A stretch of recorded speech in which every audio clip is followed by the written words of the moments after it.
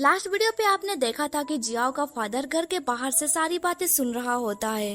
कुछ देर के बाद डिंग के पेरेंट्स घर से बाहर निकलते हैं। उन्हें देख के डिंग का फादर कहता है, बिग ब्रदर आप वापस आ ही गए।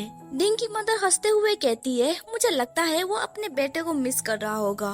जियाओ का फादर कहता है, तुम फैक्ट्री वापस चले जाना और वहाँ पे सब कुछ संभाल लेना। देन वो दोनों वहाँ से चले जाते हैं। जियाओ अपने डैड को देख के कहता है, डैड आप यहाँ पे क्यों आ गए? जियाओ का डैड कहता है, कल इतनी बर्फबारी हुई फिर भी तुम यहाँ पे आ गए, क्या मैं यहाँ पे नहीं आ सकता? उसके फादर को देख के यांग उन्हें हेलो कहता है। डैड पूछता है, लियांग क्या तुम यहाँ पे यूज्ड टू हो चुके हो? यांग कहता है, मैं यूज्ड टू हो रहा हूँ। देन उसका फादर घर के अंदर आता है। वो घर को देखने लगता है और कहता है, यहाँ पे सब कुछ साफ सुथरा है। जियाओ कहता है, ये पहले से ही ऐसा था। वैसे डैड आप कौन सी टी पीना चाहते हैं? पर दूसरे कमरे में सामान इधर उधर बिखरा हुआ था, इसलिए यांग तुरंत उस कमरे को साफ कर देता है। कुछ देर के बाद हमें दिखाया जाता है जियाओ उन्हें चाय ऑफर कर रहा होता है। उसका फादर कहता है, वैसे ये घर बहुत अच्छा है पर यहाँ पे अकेला रहना क्या तुम्हें? तभी जियाओ कहता है, क्या हमें यांग को पीछे छोड़ना होगा? ये इस बात पर डिपेंड करता है कि आंट टैंग को इससे खुशी है या नहीं। उसका फादर कहता है, तुम मेरे साथ हमेशा खिलवाड़ करते रहते हो। मैं चाहता हूँ कि तुम जिंदगी जीने के लिए एक रास्ता ढूंढो। जियाओ कहता है, मेरे आगे और भी जिंदगी पड़ी हुई है। उसका फादर कहता है, क्या तुम्हारा ये ब्रदर हमेशा के लिए तुम्हारे साथ रहेगा? ये सुन के यांग घबरा जाता है। उसे देख के जियाओ का फादर कहता है, जरा इस बच्चे को देखो, वो तुम्हारे साथ रहने के लिए कितना डर रहा है। देन वो आगे कहता है, मैं यहाँ पे एक सीरियस बिजनेस के साथ आया हूँ। कुछ दिनों पहले लिन ने मुझसे कहा कि सिमाओ अभी लाइव ब्रॉडकास्ट कर रही है सिटी पे। मुझे ये भी सुनने को मिला है कि ये बहुत अच्छी तरह से चल रहा है। क्या तुम समझ पा रहे हो आखिर ये किस तरह का सिचुएशन है? यांग कहता है, हाँ मुझे पता है। सिमाओ प्रिटी है और उसका सेल्स एबिलिटी बहुत स्ट्रॉन्ग है। यहाँ पे 3 या 4 एंकर लाइव ब्रॉडकास्ट में रहते हैं पर उसका सेल्स सबसे बेहतर है। जियाओ का फादर कहता है, मैं सोच रहा था कि तुम दोनों सिटी जाके उससे बातचीत करो। मैं चाहता हूँ कि वो लाइव स्ट्रीमिंग और ऑनलाइन सेल्स के लिए हमें सलाह दे, पर मुझे नहीं पता वो इसके लिए तैयार होगी या फिर नहीं। इसके बाद सीन शिफ्ट होता है और हमें एक रेस्टोरेंट दिखाया जाता है। अभी जियाओ और यांग इसके बारे में बातचीत करने के लिए सिमाओ के पास गए थे। वहाँ पे मी भी आई हुई थी। मी कहती है, ऑफ कोर्स वो ये जरूर करेगी। क्या तुम लोग यही बातचीत करने के लिए सिटी आए हुए थे? देन वो सिमाओ से कहती है, तब मैं गलत थी। मैं चाहती थी कि अंकल जून तुम्हारे लिए एक जॉब अरेंज करे बिना तुम्हारे परमिशन के, पर इस बार चीजें अलग हैं। अब तुम लाइव स्ट्रीमिंग में बहुत एक्सपीरियंस हो चुकी हो और अंकल जून को फैक्ट्री में तुम्हारी जरूरत है। ये सुन के सिमाओ कोई भी रिप्लाई नहीं देती है। मी कहती है, जरा इसके बारे में सोच के देखो, हमारे विलेज के कॉर्न बहुत ही ज्यादा डिलीशियस होते हैं। इससे हम अपना रेपुटेशन और सेल भी बढ़ा सकते हैं और सब लोगों को पैसे भी मिलेंगे। सिमाओ कहती है, बेबी हमें इसके बारे में कुछ बातचीत करनी होगी। मैं इसके लिए ट्राई कर सकती हूँ पर हमें सिचुएशन को पहले अच्छे से समझना होगा। मी कहती है, मुझे पता है तुम सबसे ज्यादा बेस्ट हो। उन दोनों को इस तरह से चिपकते हुए देख के यांग बहुत ही इरिटेट हो रहा था और कहता है, ओह तुम दोनों बहुत ज्यादा एनोइंग हो। मी कहती है, मुझे पता है तुम जेलस फील कर रहे हो। यांग कहता है, कोई भी जेलस फील नहीं कर रहा है। इसके बाद हमें शाम का सीन दिखाया जाता है। वो चारों रेस्टोरेंट से बाहर आ चुके थे। जियाओ यांग से कहता है, तुम उस ब्रिज के ऊपर मी के साथ वॉक कर सकते हो। जब सिमाओ का लाइव ब्रॉडकास्ट खत्म हो जाएगा मैं उससे बातचीत करूंगा। उससे बातचीत खत्म करने के बाद मैं तुमसे उस ब्रिज पे मिलूंगा। इसके बाद हमें दिखाया जाता है यांग और मी उस ब्रिज के ऊपर चल रहे होते हैं। तभी एक पर्सन उनसे कहता है, यंग कपल डेट पे जा रहे हैं, तुम इस लव लक को ट्राई क्यों नहीं करते? इसे ब्रिज के ऊपर लॉक करने से ये अच्छे से काम करती है। ये सुन के यांग सोचने लगता है, क्या उसने यंग कपल कहा? मी कहती है, ये लव लॉक है, क्या तुम इसे खरीदना चाहते हो? वो दोनों उन लॉक्स को बहुत देर तक घूरने लगते हैं। कुछ देर के बाद मी कहती है, तुमने अभी तक जियाओ को कन्फेस नहीं किया है ना? यांग कहता है, तभी वो मी को हैरान की नजरों से देखता है। मी जोर जोर से हंसने लगती है और कहती है, मुझे पता था तुम्हारा क्रश जियाओ है। क्या तुम्हें पता है मैं तुम्हें यहाँ पे लेके क्यों आई हूँ? ये सब कुछ सुन के यांग बहुत ही ज्यादा ब्लश कर रहा होता है। मी एक पेपर में अपना और सिमाओ का नाम लिखती है। यह देख के यांग कहता है, क्या तुम मुझे यहाँ पे अपना प्यार दिखाने के लिए लाई हो? मी कहती है मैं तुम्हें बताना चाहती हूँ कि सिमाओ और मैंने कन्फेशन करने से पहले मैं यहाँ पे आई थी। ये सच में स्पिरिचुअल है, इसीलिए मैं चाहती हूँ कि तुम अपना विश यहाँ पे लिखो। यांग उस पेपर में लिखता है तुम्हारे सारे विश पूरे हो जाए। वो सोचने लगता है वो इसे देखने वाला नहीं है, फिर भी मेरी हिम्मत नहीं है यहाँ पे उसे लिखने का। यांग उस पेपर को फोल्ड कर देता है। देन वो एक अलग विश लिखता है। देन वो उस विश को ब्रिज में लॉक कर देता है। तभी वहाँ पे जियाओ पहुँच जाता है। अभी यांग अपने विश के लिए प्रे कर रहा होता है। उसे देख के यांग कहता है क्या तुम्हारा भी कोई विश है? जियाओ कहता है मेरा कोई विश नहीं है। पर यांग उसे लॉक और पेपर देते हुए कहता है मैं ये तुम्हारे लिए लेके आया हूँ, इसीलिए तुम इसे वेस्ट मत करो। तुम कोई भी विश लिख सकते हो, जैसे कि सेफ रहना या फिर एक रात में अमीर बन जाना या फिर कुछ भी। ये सुन के जियाओ कहता है वैसे ये सब होने का चांसेस बहुत कम है। ये सुन के यांग गुस्से से कहता है अरे यार तुम इतने रियलिस्टिक क्यों हो? अपना विश लिखने के बाद जियाओ उस लॉक को यांग को सौंप देता है। यांग हंसते हुए कहता है मैं भी देखना चाहता हूँ आखिर तुमने किस तरह का विश यहाँ पे लिखा हुआ है। जब यांग उसका विश पढ़ता है वो पूरी तरह से हैरान में पड़ जाता है, क्योंकि जियाओ ने अपने विश में लिखा था कि यांग की इच्छा पूरी हो जाए। इसके बाद सीन शिफ्ट होता है। हमें दिखाया जाता है कि अगले दिन वो दोनों घर का काम कर रहे होते हैं। तभी कोई गेट खोल के घर के अंदर घुस जाता है। यांग देखता है कि ये तो रो डियर है। रो डियर उनके सामने ओनियन का पेड़ रख देता है। ये देख के यांग कहता है ये क्या तुम्हें भूख लग रही है? जियाओ कहता है इसे देख के तो नहीं लग रहा है कि उसे भूख लग रहा है, वैसे वो काफी मजबूत लग रहा है। देन वो आगे कहता है तुमने किसका ओनियन का पेड़ चुरा लिया? क्या तुम हमें फेवर रिटर्न करना चाहते हो? पर वो रो डियर वहाँ से भाग जाता है। तभी वहाँ पे एक आंटी पहुँच जाती है और कहती है जियाओ तुम्हारे घर पे अभी भी ये रो डियर क्या कर रही है? जब मैंने इसे तुम्हारे घर पे जंप करते हुए देखा मैं तो डर ही गई थी। उन्हें देख के जियाओ कहता है आंट केनमिया आप यहाँ पे क्या कर रही है? क्या कुछ गलत हुआ है? आंट कहती है हेलो मुझे तुमसे कुछ बातचीत करनी थी। जियाओ कहता है तो फिर आंटी आप घर चलिए। देन वो जियांग से कहता है तुम जाके स्टोव जलाओ। इसके बाद हमें दिखाया जाता है जियाओ घर के अंदर आंटी के साथ बातचीत कर रहा होता है। आंटी कहती है क्लिनिक पे एक नई लड़की आई हुई है, वो हाल ही में मेडिकल यूनिवर्सिटी से ग्रेजुएट हुई है। ये सुन के जियाओ कहता है आंटी मैंने आपसे कहा था ना इन सब चीजों को लेके बातचीत नहीं करने के लिए। स्टोव जलाने के बाद यांग उनके पास जाने लगता है, पर तभी आंटी कहती है पर इस बार मामला अलग है, ये लड़की तुम पे अटेंशन दे रही है। ये सुन के यांग चुपके से उनकी बातें सुनने लगता है। आंटी कहती है अगर तुम उसे डेट नहीं करना चाहते हो तो फिर तुम उसे कॉन्टैक्ट नंबर दे सकते हो, वैसे भी वो एक डॉक्टर है, तुम्हें कभी भी उसकी जरूरत पड़ सकती है। ये सब कुछ सुन के यांग को गुस्सा आ रहा होता है। वो सोच रहा होता है कॉन्टैक्ट नंबर शेयर ना करने से भी ये कन्वीनियंट होगा। जियाओ कहता है नहीं मेरे इस तरह का इंटेंशन नहीं है, मैं नहीं चाहता हूँ कि कोई मुझे मिसअंडरस्टूड करे। ये सुन के यांग बहुत ही ज्यादा खुश हो जाता है और सोचने लगता है टीचर जियाओ से यही एक्सपेक्ट था। देन यांग वहाँ से जा ही रहा होता है, पर तभी आंटी कहती है बच्चे तुम इतने जिद्दी क्यों हो? बहुत साल गुजर चुके हैं। फर्स्ट ईयर तुमने कहा था कि तुम्हें इसके बारे में परवाह नहीं है, पर ऑलरेडी 5 साल गुजर चुके हैं। क्या तुम अपनी एक्स गर्लफ्रेंड को अभी तक नहीं भूले हो जो ऊचान में रहती है?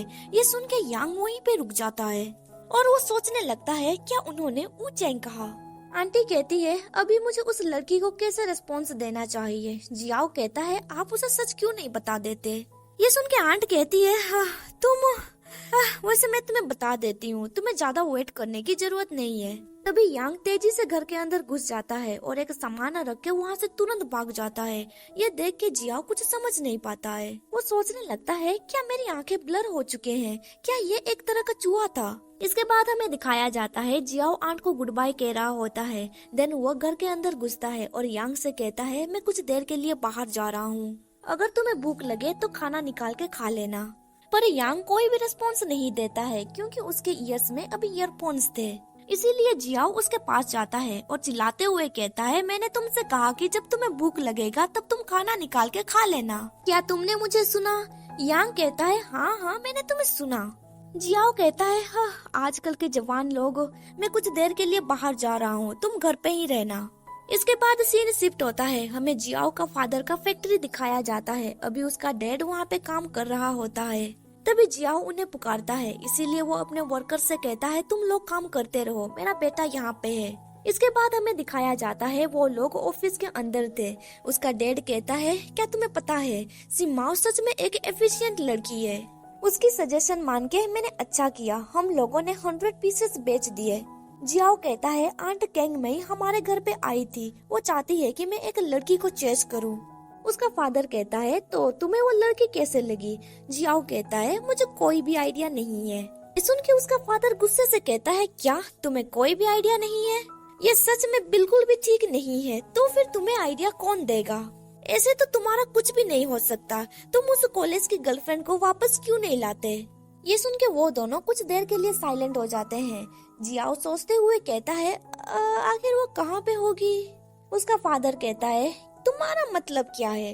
तुम नॉनसेंस बातें क्यों कर रहे हो? जियाओ कहता है, तब आंट ने ही मुझे उस लड़की से मिलवाया था। ये सुन के उसके फादर का ब्लड प्रेशर और भी बढ़ने लगता है। वो गुस्से से कहता है, तो तुम एक नंबर के बस्टर्ड हो। क्या है कि फैमिली बनाने में तुम्हें इतनी डिफिकल्टी हो रही है? ये सुन के जियाओ हंसते हुए कहता है, हाँ मुझे थोड़ी डिफिकल्टी तो हो रही है, पर मैं इसके लिए अपने डैड को गुस्सा तो नहीं दिला सकता ना। उसका फादर कहता है, क्या तुम्हारे दिल में अभी भी मैं हूँ? जियाओ कहता है, अगर आप मुझे डेट करने के लिए फोर्स नहीं करेंगे तो फिर मैं कार्यभार संभालने के लिए सहमत हूँ। आप इसके बारे में क्या सोचते हैं? ये सुन के उसका फादर कहता है, क्या तुम मेरे साथ शर्तों पर बातचीत करना चाहते हो? इसके बाद सीन शिफ्ट होता है। हमें यांग को दिखाया जाता है जो अभी पैदल कहीं जा रहा होता है। अभी वो परेशान लग रहा था। वो सोच रहा होता है तब आंट ने कहा था 5 साल गुजर चुके हैं, क्या तुम अपने एक्स गर्लफ्रेंड को अभी तक नहीं भूले हो जो उज्जैन में रहती थी? चलते चलते यांग हेल्थ केयर सेंटर पे पहुंच जाता है। वो सोचने लगता है, मैं यहाँ पे कैसे आ गया? मैं उस लड़की से नहीं मिलना चाहता हूँ जिसके बारे में आंट ने जियाओ से कहा था। यांग वहाँ से जा ही रहा होता है, पर तभी टीचर जिन हेल्थ सेंटर से बाहर निकलता है और कहता है, यांग तुम यहाँ पे क्या कर रहे हो? उन्हें देख के यांग कहता है, टीचर आप यहाँ पे, क्या तुम्हें कोल्ड हुआ है? जिन कहता है, हाँ ऐसे मौसम में मुझे कोल्ड हो ही जाती है। तभी पीछे से डॉक्टर कहता है, टीचर जिन तुम ये टैबलेट्स लेना भूल गए हो।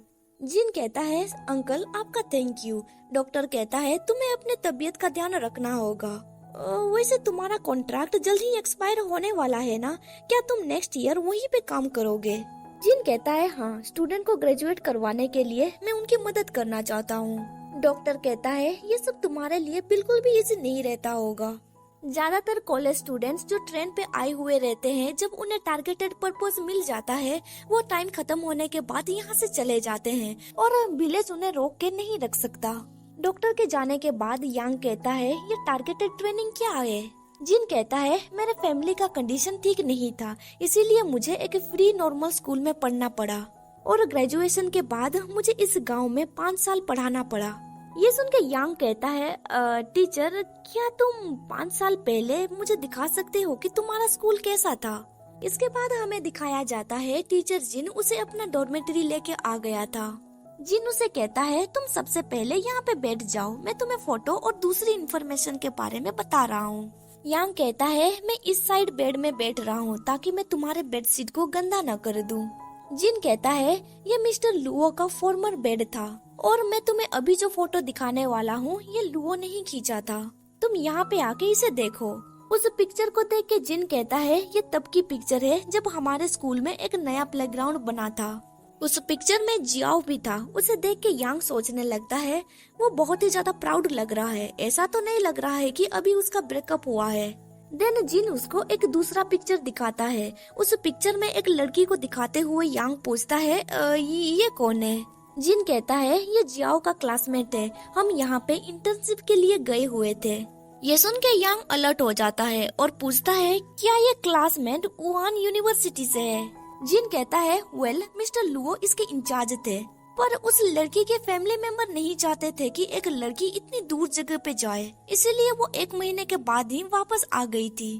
तभी यांग को याद आता है, एक बार जियाओ ने कहा था, क्या तुम एक ऐसे पर्सन को ढूंढ सकते हो जो कभी भी कंट्री साइड नहीं छोड़ेगा?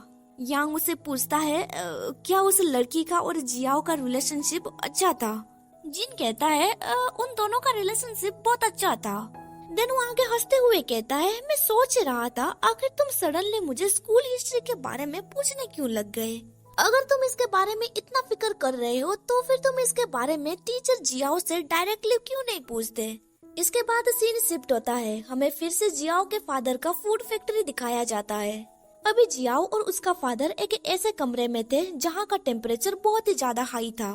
कुछ देर के बाद जियाओ उस कमरे से बाहर निकलता है। अभी वो पसीने से पूरी तरह से भीग चुका था। उसका फादर कहता है, क्या तुम्हें लगा था कि मैं पूरे साल बहुत ही इजी काम कर रहा था? चलो मैं तुम्हें बता देता हूँ, ये काम इतना भी इजी नहीं है जितना कि तुम सोच रहे हो। जियाओ कहता है, तो क्या अभी मुझे रिग्रेट फील करना चाहिए? ये सुन के उसका फादर कहता है, मैं देख सकता हूँ तुम अभी तक थके नहीं हो। तुम जल्दी से जाके इन कपड़ों को चेंज कर दो और जल्दी से सारा सामान अनलोड करो। इसके बाद हमें दिखाया जाता है जियाओ सामान अनलोड कर रहा होता है। कुछ देर के बाद उसका काम खत्म हो जाता है। अभी वो पानी पी रहा होता है। तभी वो अपने सामने यांग को देखता है जो भागते हुए उसके पास ही आ रहा है। भागने की वजह से यांग बहुत जोरों से हाँफ रहा होता है। जियाओ उसे पूछता है, तुम यहाँ पे क्यों आए हो?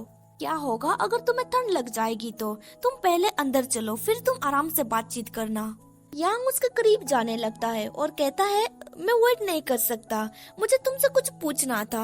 यहाँ पे ये चैप्टर खत्म हो जाता है। मैं आपको बता देती हूँ कि 1 महीने में इस मानवा के सिर्फ 2 चैप्टर या 1 चैप्टर रिलीज होते हैं। इसीलिए इसका नेक्स्ट एक्सप्लेनेशन अब मैं अगले महीने के अंत में ही दूंगी। इसीलिए आपको तब तक के लिए वेट करना होगा। अगर आपको मेरी वीडियोस अच्छी लग रही है तो फिर इसे लाइक कर दीजिए और कमेंट करना मत भूलिएगा। अगर आप मेरे चैनल पे नए हैं तो चैनल को सब्सक्राइब कर दीजिए और साथ ही बेल नोटिफिकेशन ऑन कर दीजिए ताकि आपको मेरा हर वीडियो का नोटिफिकेशन मिल सके। Thank you for watching my videos. अब मिलते हैं अगले वीडियो पे। तब तक के लिए बाय, टेक केयर।